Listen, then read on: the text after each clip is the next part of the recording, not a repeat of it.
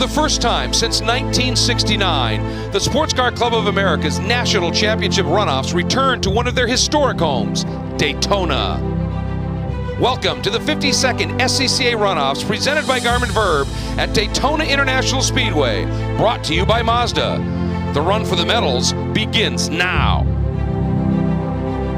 Daytona International Speedway is the home of this year's SCCA National Championship Runoffs, presented by Garmin Verb, and our coverage today being brought to you by Mazda. I am Greg Creamer, joined by Jeff Lepper, Hayward Wagner down in pit lane, and there's a look at Lake Lloyd and the new grandstands, part of the Daytona Rising project. That will be completed in a few months, but today it is time to determine a national championship in Formula Continental. And Hayward, this class has been in existence since 1979. It evolved out of Formula C and the old Super V series, but it has become over the years a launching pad for a lot of careers. Absolutely. This is definitely a stalwart of Runoffs history. We've seen lots of names come through this class. I remember back when I was a kid, this was always one of the ones you wanted to be on the fence for. Keep an eye out, guys. Our pole sitter, a youngster who had a big challenge last year on the last couple of laps at Laguna Seca, Mazda Raceway Laguna Seca, he's back on the pole. And you were telling us just a few minutes ago that today was the best chance for a fully dry day. Well, I'm feeling something else. Oh, boy. Gee, it just changes that quickly. Why? Well, what are we, maybe 3 miles from the ocean here? And things change in a hurry, and apparently that's what's happening down there. It looked like a great day for it. Now, we are, as we said, sponsored and presented this weekend by Garmin Verb. It's a remarkable camera, and they have given us the opportunity to provide our Garmin Verb Fast Lap, and it is going to be our pole sitter, Yufeng Liu, in his Pabst Racing China-sponsored Van Diemen in Formula Continental. This should be a great ride, Jeff. Yeah, you can see a little bit of vibrations there, and it's just the air coming down through and hitting there. So a spin right in front of him, that really makes it exciting on our Garmin Verb Fast Lap on the exit of turn number 1. And you see that front wing just tipping out through the front there. The downforce on the front of these cars, you're able to brake a little bit later into these braking zones. Use that front downforce to get that grip, and then come down through here, the exit of the International Horseshoe into the kink, where you're going to want to utilize that rear wing on these Formula Continentals to get that rear downforce and plant the rear tires and come down through the kink here, flat on the gas, 4th gear. You can see that on his dash. Down to 3rd, down to 2nd as he comes down through the West Horseshoe and accelerates in this little short squirt into turn number 6, which by far the most tricky corner and fastest corner, and the one that you have to get through perfectly. Yeah, it launches you up onto the banking, and now, after you've gone through segment 1 on the timing, now you're up into the 2 segments that are mostly high speed, high bank. Yeah, they really are. You want to stay right low on that double yellow line. Don't make the track longer than you need it to be.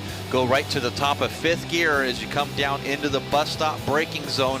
Let all the air work on the front nose of this Formula Continental car into the braking zone. A quick flick of the left, back to the right, then back to the right, back to the left again to get back on the gas as quick as you can. Just one short little downshift there.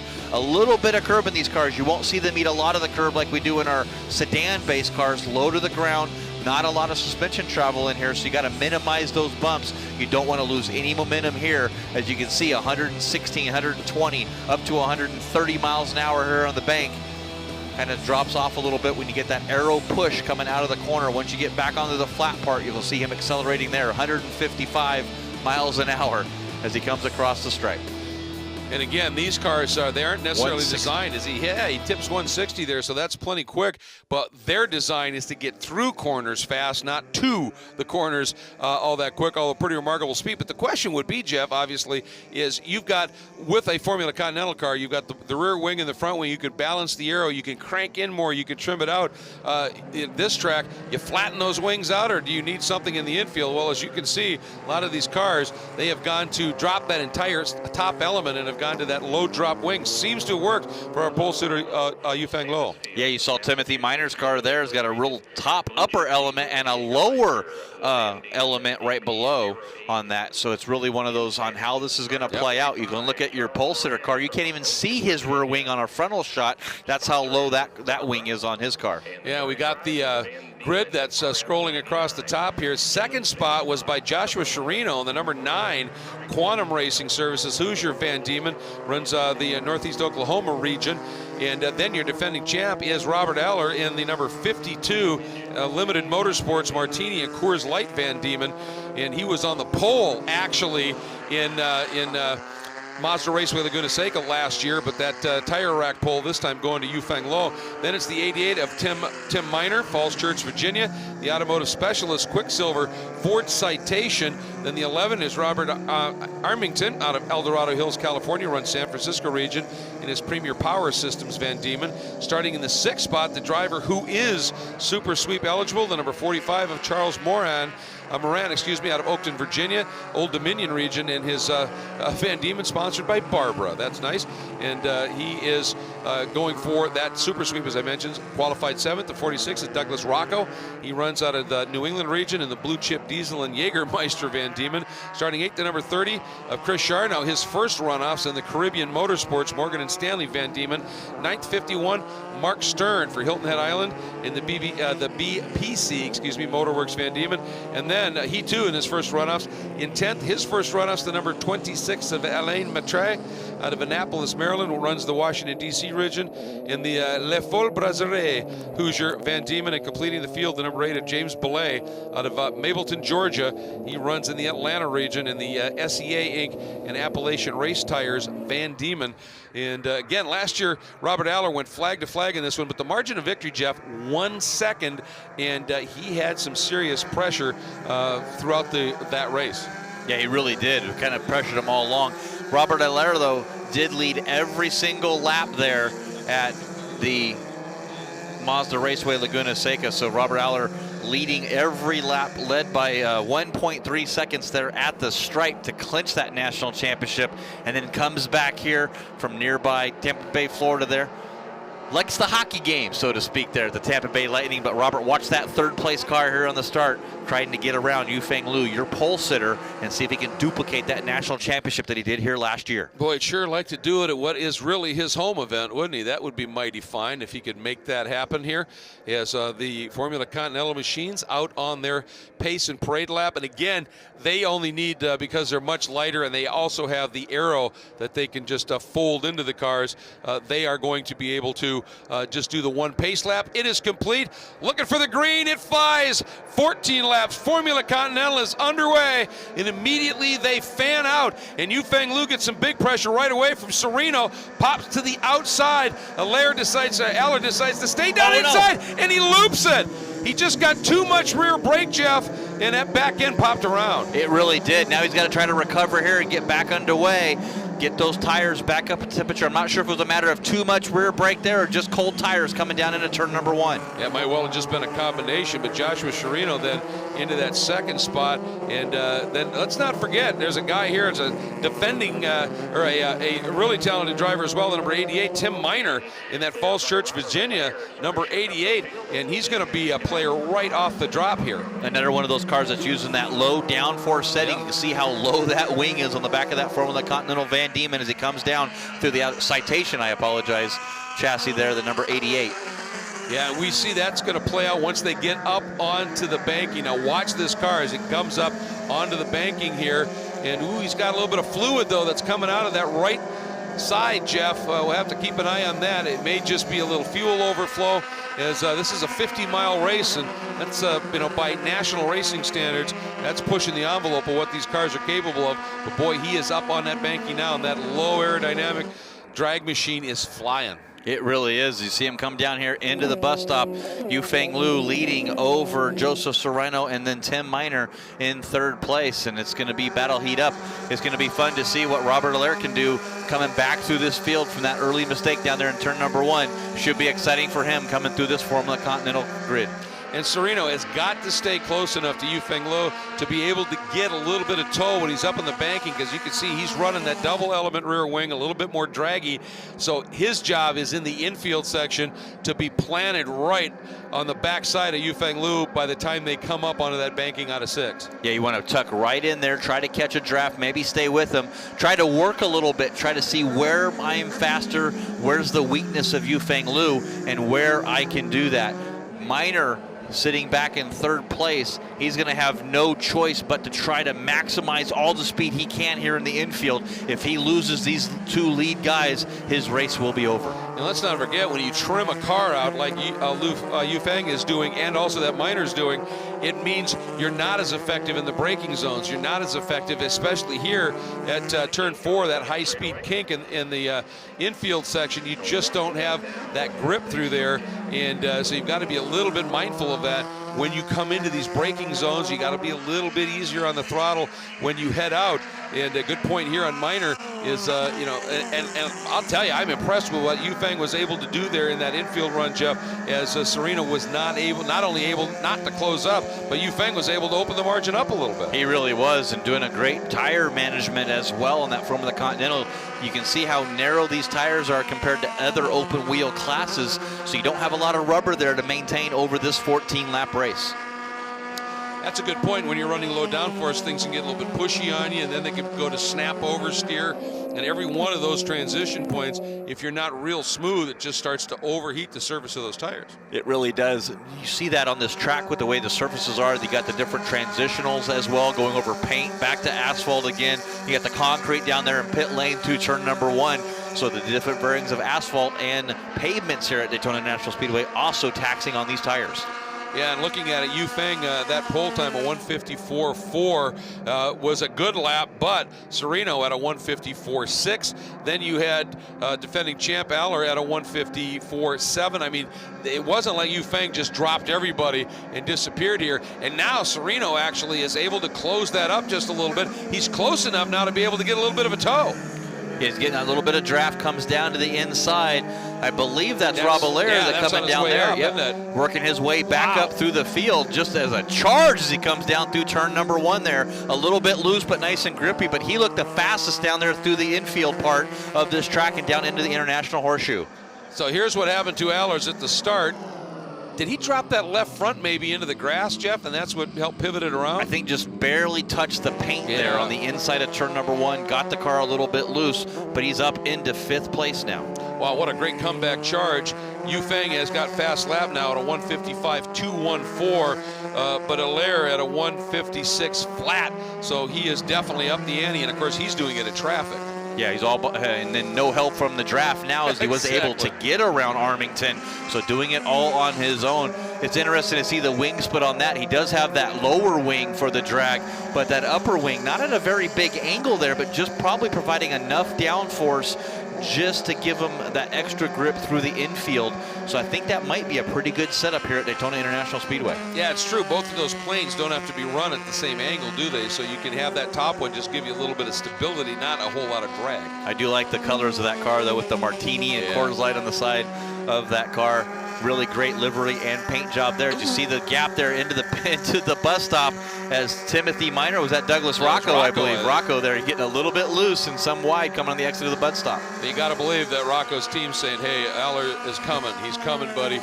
And so he went for it and nonetheless got it a little bit crossed up. Now, as we go back to our leader, and Yufeng Liu, as I got a little bit confused on which shot we had there. Now you can see Yufeng actually starting to draw away from Sereno a bit. They really are, as you see him opening up that gap. And he was battling all race long at Mazda Raceway. Laguna Seca made a mistake there on the exit of turn number 6, ran wide through the dirt, and really dropped all the way back to 8th place, I believe, where he finished at Mazda Raceway Laguna Seca on the last lap. So hopefully this young man can keep it together here, leading in Formula Continental. Absolutely, riding the car that's driven and built by Pabst Racing. And of course, Augie Pabst Jr. owns that team. He's part of the Pabst family dynasty. And his dad, of course, one of the legendary drivers racing the old Scarabs in sports racing back in the old United States Road Racing Championship long time ago. And in looking at what we're watching here for Yufeng Liu, he's one of the guys that's running the front tires on the back of the car as well. And one of it is air aero, the rear tires on a Continental car are normally a little bit bigger with that cantilevered edge to it. Well, that just punches a bigger hole in the air, obviously.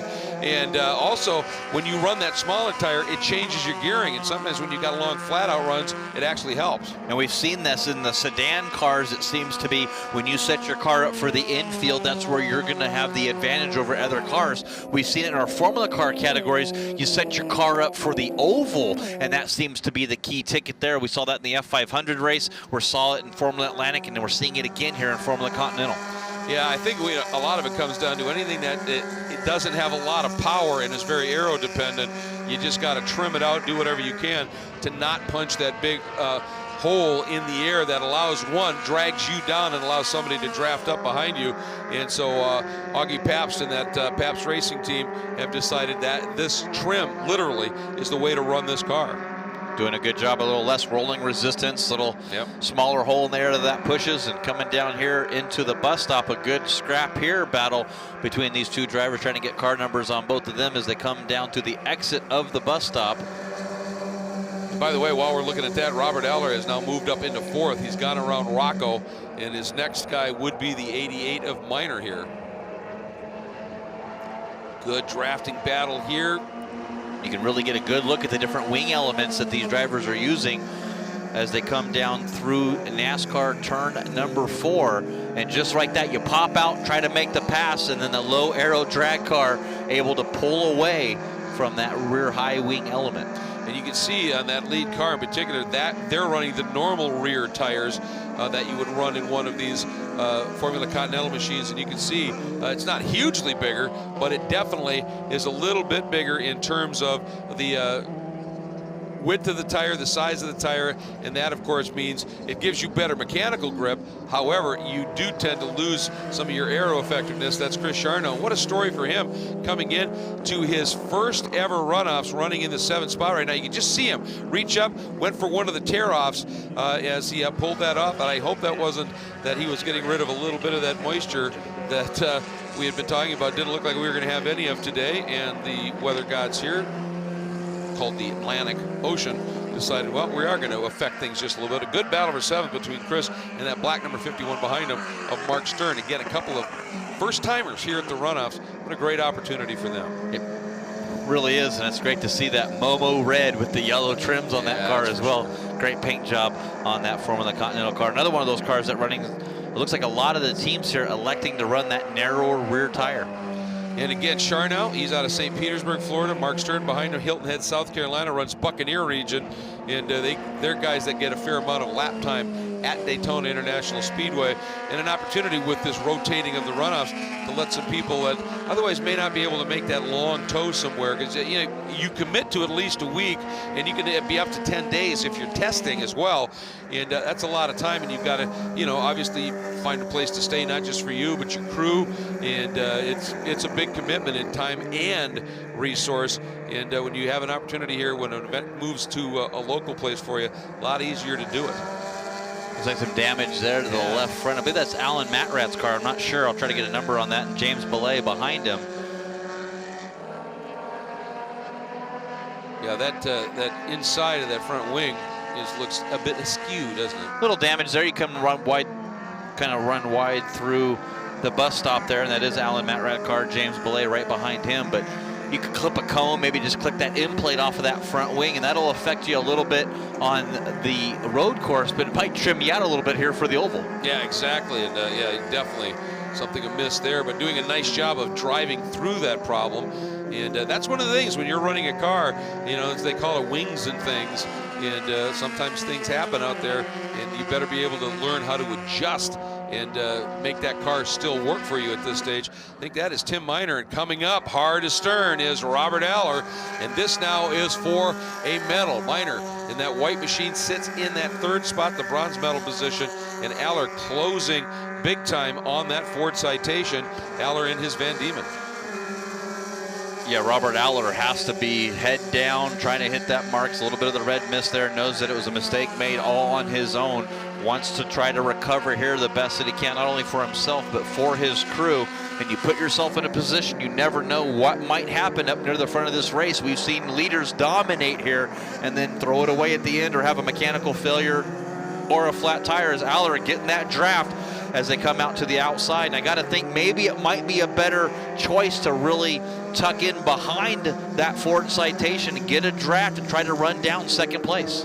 Yeah, the gap between Sereno in second and Minor right now is the better part of 8 seconds at this point. And so I think Robert Aller, maybe as we're taking a look coming up on half distance here, next lap by, is going, it's going to be tough for us to make up 8 seconds when Yu Feng continues to run laps a little bit quicker than we do, as does Sereno. And maybe he's thinking, let's just get third here and settle that. And then if Minor can stay with me and we can draft and maybe be able to do something with Sereno, well, we'll give it a bit of a go. But I think Aller wanted to make sure that third at least was his. I don't think he cares. He's got his head down. He's trying to go as quick as he can to make up for it, and he really is pushing this car as hard as he can, trying to work his way back up. Last lap by, he was quicker than your second place car by about 0.2 of a second, and he already got around Tim Minor. And there's problems there for James Belay. You see smoke coming out of the back of that car. Looks like a motor failure, pulled off onto the super stretch there out of NASCAR turn number 2. Yeah, I think it was at the approach up into that bus stop area. So we know there are workers over there and there are EV crews if need be, but it looks like, as you said, a mechanical, he was able to just pull off by himself. As we now watch Robert Aller, let's see if we can figure out what happened. Yep. Ooh, that's a pretty good plume of smoke, Joe. Yeah, it really is, and that definitely looks like it's just a failure there, and you can see the smoke filling the cockpit. He's trying to get out as quick as he can. Not sure if it's a fire or if it's an engine failure, which is what it looks like to be. It also could be an overheating. That could be steam coming out as much as that smoke went through, but good to see him get out under his own power and clear of that car. Yeah, at least that's, bright white is good when you see the smoke coming out of those machines here. And interesting in this category, Jeff, you've got a couple of different derivations, if you will, of the power plant in these cars. Yeah, we've had the Ford different motors with the Z-Tech running at the front of this fair. I believe Belay's car there is the Pinto-powered Ford. So different drivetrains and different layouts, but of course always utilizing that Ford 4-cylinder. Yeah, it's been the mainstay of this, and we have a full course caution now. And hey, guess who's liking that? Robert Aller suddenly sensing an opportunity here. So we're going to step away, get our break in here while we're under full course caution. We'll be back to Daytona. This race just got turned upside down. Stay put. The 2015 SCCA National Championship Runoffs, presented by Garmin Verb, is being brought to you by Mazda. Mazda, driving matters. 16 wide eyes. Driver's license, took 2 tries, bought a Roadster secondhand. Playing parties with the band, loaded up, off to state. Hijinks, tailgates, starter, midsize. Family cruising. Now in the garage, something new reminds you of when you were you. It's time to face facts. You're a gearhead. You wish the freeway on-ramp was your personal racetrack. Well, buckle up, buddy, because the Sports Car Club of America wants you. With 40,000 members and events across the country, the SCCA has all the excitement you can handle. Dance the blacktop two-step with SCCA Solo. Get down and dirty with SCCA Rallycross. Or go wheel-to-wheel with SCCA Club Racing. Hit the track with the SCCA, where America's best drivers race. Under full course caution at Daytona International Speedway in the run to the gold here in Formula Continental. There is your leader, Yufeng Lo, as he is circulating now under that full course caution. And it is an interesting story that is going to be evolving here, because with this caution, the defending national champion, Robert Aller, had that loop right at the start, dropped way back. This is going to be interesting to see how this plays out here, and we're looking forward to it here at this 2015 running of SCCA's National Championship Runoffs, presented by Garmin Verb. If you're just joining us, I'm Greg Creamer, joined here in the booth by Jeff Lepper, down at pit lane, Hayward Wagner, and we are under full course caution here on our coverage of this great event in its 52nd running, brought to you by Mazda. Boy, and Yufeng, he is just absolutely flogging this car here, and we continue under a full course caution. And it's kind of interesting. Hayward, you got any information on this? Yeah, guys, I don't really know what's going on. If you look at the start stand, there are double yellows on the start stand, but if we look down the pit road, the pace car is still sitting on pit road. So I do not believe there's a pace car out in front of these guys. So I don't know if they're doing just a pause without a pace car. The Robert Hours team is really hoping to see a pace car. I went over and asked them if this caution changed the race for them, and they said, a pace car would be nice. I talked to the crew for Yufeng Lu, and I said, does this put your race at jeopardy? And they just kind of shook their heads and no, we've got this one. Well, they certainly have shown some pretty good speed they have at this stage. I have a feeling, well, they say we are going back. This is brand new. Never seen this happen here where we haven't put a pace car out on the track. And the report is now we may be going back to green. This is brand new. I'm a bit confounded here, Jeff. Yeah, it really was. I saw him go down through turn number 6, seeing how fast he was going, wondering what's happening there because there was no double yellows there. So I'm not sure if they felt that there was fluid on the track and decided to go to full course yellow, and then they got the report from the course workers and the safety crews on site saying that it was okay. But to have an ambulance down there on the exit of turn number 2 and safety crews walking on the track and not have a pace car out there, maybe the crews thought that it was clear enough that they didn't have to have and require a pace car. Yeah, I'm confounded, and I would have thought that this was all precipitated, if pardon the pun, with the fluid thing, but with the incident of the car that was parked down on the apron, we saw that smoke coming out of the back of the car of James Belay, and so I'm a little bit confused, but here we go. At least now, Robert Allen has caught the back of Sereno, and I certainly hope that Sereno didn't lift thinking there was going to be a pace car and give this whole gap up while Yufeng Lu just kept it pinned, and that's where I think this is a bit confusing here. And anyway, whatever, we're going to watch Robert Allen now as he and Sereno now duking it out for that silver medal. But Yufeng Lu, I think he may have even stretched his margin here under this caution, which is bizarre enough. Yeah, that's for sure too.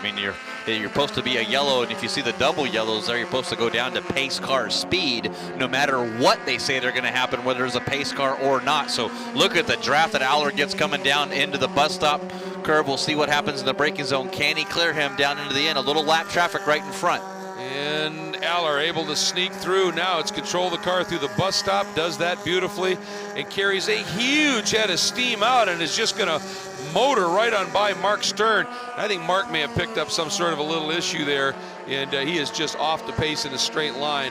And Mark, certainly a very capable driver here. But now Sereno has that toe back, Jeff. He pops to the outside, and let's see if he can make that pass stick. Aller down to the inside, keeping that right front tire down low enough and inside. Now he has to give, but he just swings up to the outside. Yeah, these guys need to get nose to tail if they're going to have a chance to run down Yufeng Lu. And look a little wide there for Aller as he goes to in through the marbles. You saw the smoke coming out of the back, and that's just the dust and the pickup there on the exit of turn number 1. Go nose to tail. Aller knows that he can get around him on the draft coming out of the bus stop. He did it before the bus stop. I'm sure he can do it after the bus stop. Now, just tuck in behind the gearbox of Sereno and run down your leader. And coming up on the back of some lap traffic, going wide right down the middle of that straight and making it virtually impossible for these guys to get by clean. Finally moving over and easing out of the way. That was Alain Matre, and gives them room here. But yeah, I think you're right. Aller's trying to race here and going after Sereno, and they'd be much better advised to just get in line and just fly right now, trying to get back on and have a shot at Yufeng Lu. Yeah, Aller did have that incident there in the first corner on the first lap. However, Yufeng Lu has set a fastest lap of the race at a 1:55.957. I apologize. Aller has the best lap here. No, it is a 1:55.135. Yep. But last lap by, Aller was the quickest car on the track by 0.2 of a second. So each lap, he's able to just trim a little bit of Yufeng Lu.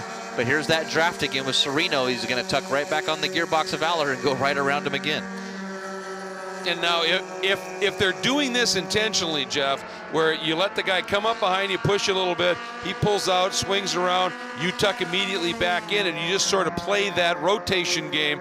It can make you actually a little bit quicker here. So maybe this is by design. Now running side by side like this, that's not what you want to do. I think what you would want to do there, but Aller just wants to be in front right now. I think that's his biggest deal. A little bit of lockup that time from Sereno.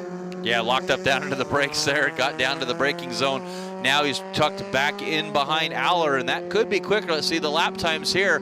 They were 2 seconds slower than your leader that last time by, so I don't think that strategy is paying off. Well, I think it was that long side-by-side run. You've got to just stay line astern as much as you can. Interesting, you're seeing, there's more than just those two ideas for those rear wings, just the lower element or the double stack. Aller's has that upper element much higher up in the air. You took it at Sereno, he's running two elements. They're just a lot closer together, stacked lower, if you will. I guess it all depends on what feels more comfortable for you as a driver. I think that helps him in the oval as well, able to use some more of that straight line aero speed to tuck back in behind Aller through the oval. We'll see that here as he comes through NASCAR turn 1 and turn 2, and then if he can get a good exit out of the bus stop. But Aller able to pull a big gap now over Sereno, and he might have lost that draft now. Yeah, I think it's just a little bit too far back to be able to pull much at this stage, as Robert Aller whistling down the super stretch here. And thing is, he's still got to get through that bus stop clean if he wants to just make sure that Sereno doesn't have a run at him. And Sereno's been getting through that bus stop very quickly, does it again. But what is that, about maybe 10 car lengths, Jeff? I don't know if he's going to have the ability to make that up. Yeah, I think he broke that draft. Good job by Rob Aller. And what a drive. Spins, goes to last place, works his way all the way back up for the silver medal contention right now here with a little over 2 laps remaining in this national championship Formula Continental race. Boy, this has been a great battle that they've put on, but Yufeng Lo has just controlled things in that Pabst Racing China-sponsored Van Diemen up front, that number 13. But this battle is becoming interesting here, because Sereno, even though Allaire was able to run him down and pass him now, and again, I just hope Sereno didn't lift, and when those double yellows came out, when others didn't, and that gave it up. But Sereno now has been able to find a little bit of pace, Jeff, and isn't dropping off of the back right now of Robert Aller maybe as quickly as we might have thought. Good look there, Chris Charnow up into 7th in that number 30 Momo machine, having a good run. As we go back to this battle, let's check in with Hayward. Hey guys, I just ran up to the 3rd floor of the tower and talked to a couple of the stewards up there. The situation with the full course caution is that they wanted to utilize that just to get the emergency vehicles out to that vehicle in case there was a fire. As soon as they had the vehicles there, the incident was far enough off the circuit that we could go back green. They didn't want to slow down the race by putting the pace car out in that process. Okay, thanks for the update, Hayward. Appreciate it. And for making that run up there, as well as we're watching Robert Aller. He now just eases away from Sereno a little bit. So Aller, unless something happens here, as we are starting, as soon as Yufeng Lu comes around, it will be starting. We will be completing lap 13 of 14. So we expect, I would think, a white flag coming out shortly. But Robert Aller now just trying to solidify a hold on at least 2nd. And you've got to be in that position. You never know. On the last lap, we have seen stranger things happen.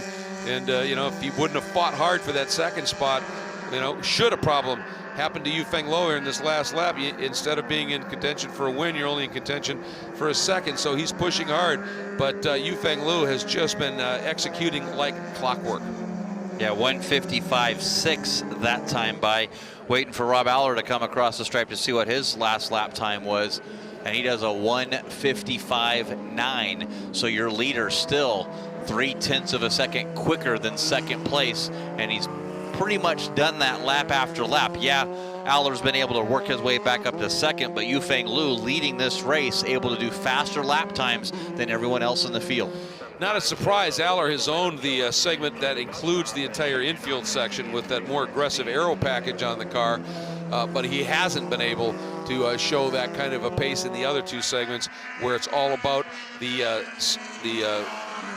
slipperiness of the car, and Yufeng has been one of the absolute best in that portion. Now he's coming up on Chris Charnow, but he's catching him in the good spot, Jeff, where you got lots of room up on this banking to execute a pass. You're not really going to get trapped here too badly. No, and you have a 12-second lead, so you just want to time it perfectly, get it right, give plenty of room there to not affect it. You might get a little bit of a push there from the back of the draft, as well as he comes down through NASCAR turn number 2 into the bus stop chicane. We saw that on our Garmin Verb fast lap. Just a one down quick shift. You flick the wheel to the left here, a little bit of that curb back to the right, a whole lot of curb here on that one, and then you eat all the curb on the left side on the exit. There's a cone in the way, so you're not able to make that normal line that you would take. And up onto the high banks for one last run through Speedway 3 and 4, and heading toward the finish line. And a checkered flag here at Daytona for Yufeng Luo and the Pabst Racing China-sponsored Van Diemen.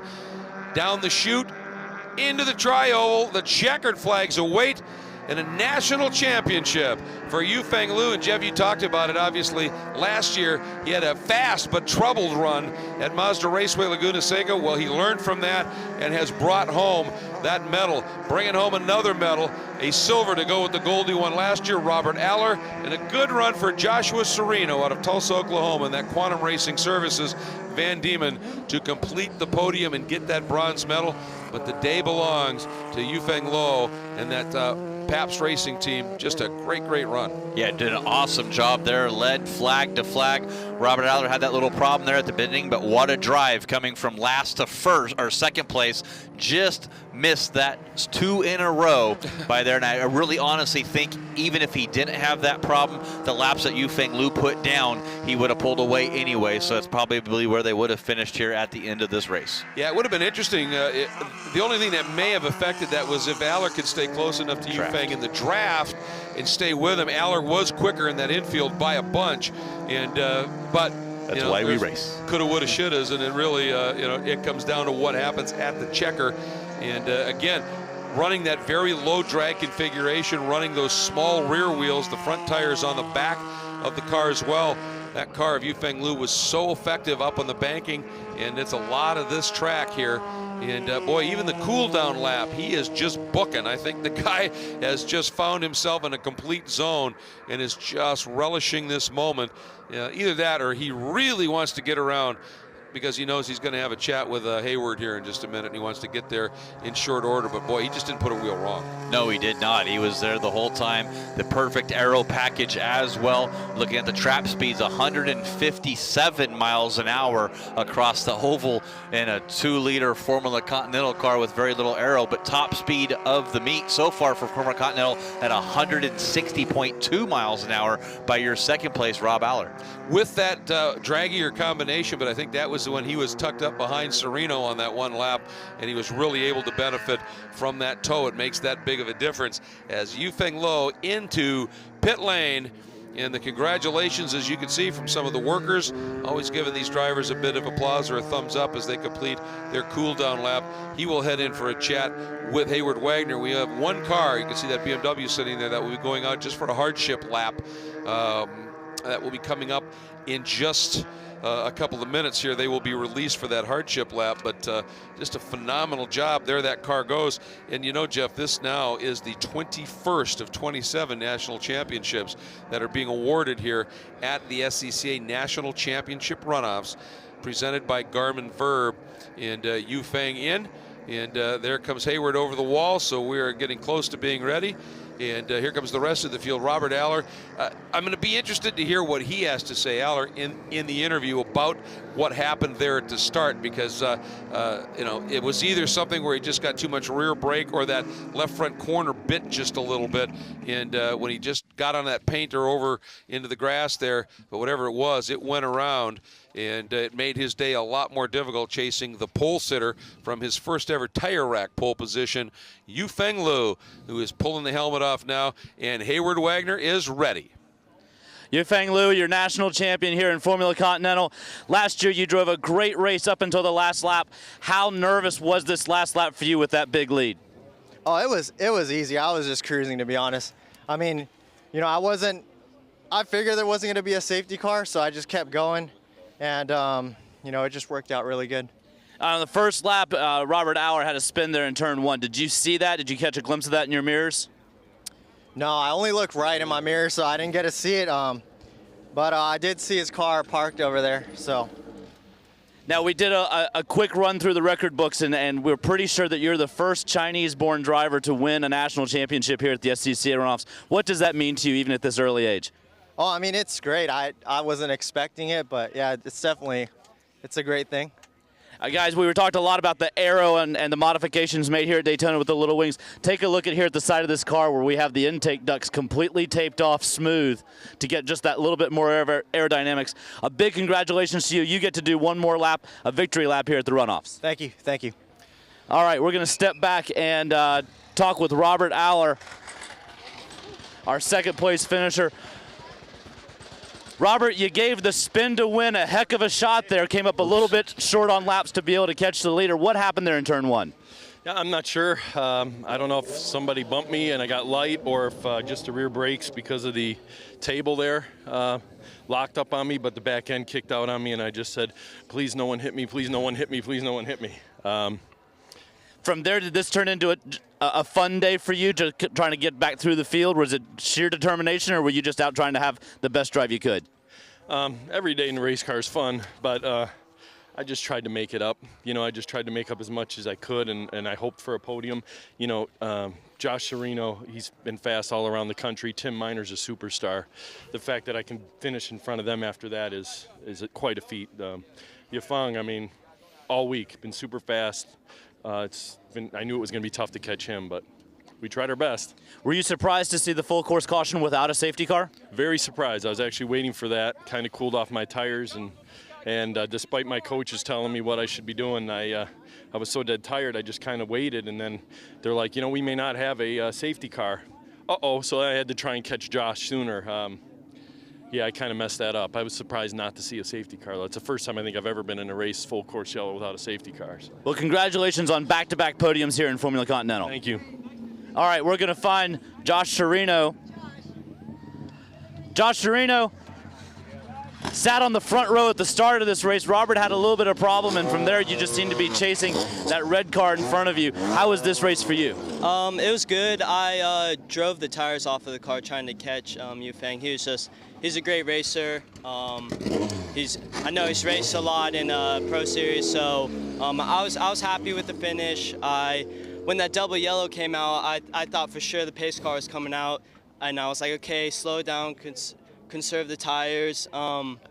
Never came out. I'd slowed so much that Rob caught me in the 2 laps, and unfortunately it just didn't work out like we wanted it to. But still, it was still a great race. It was super fun. I'd like to thank Hoosier, Elite Engines, Quantum Racing Services, my family that's here, everyone that came.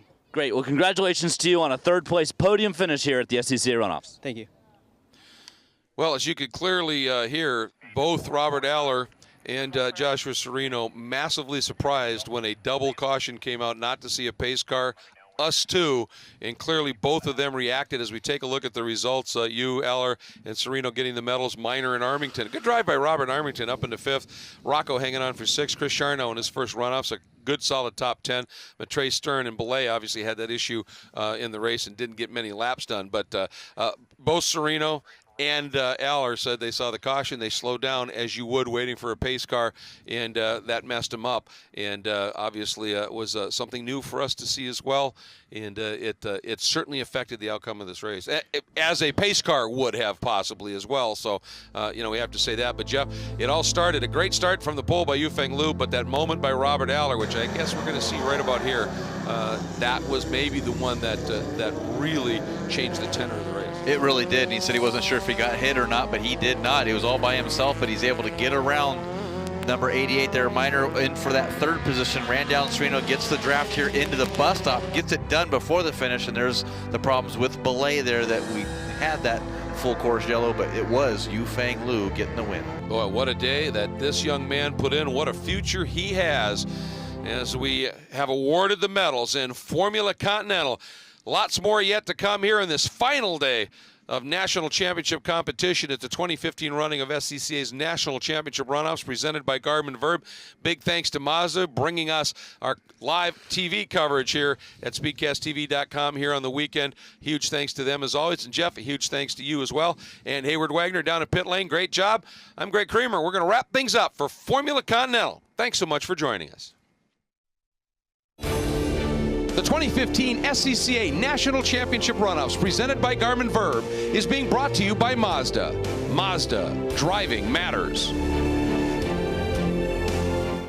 16 wide eyes. Driver's license, took 2 tries, bought a Roadster secondhand. Playing parties with the band, loaded up, off to state. Hijinks, tailgates, starter, midsize. Family cruising.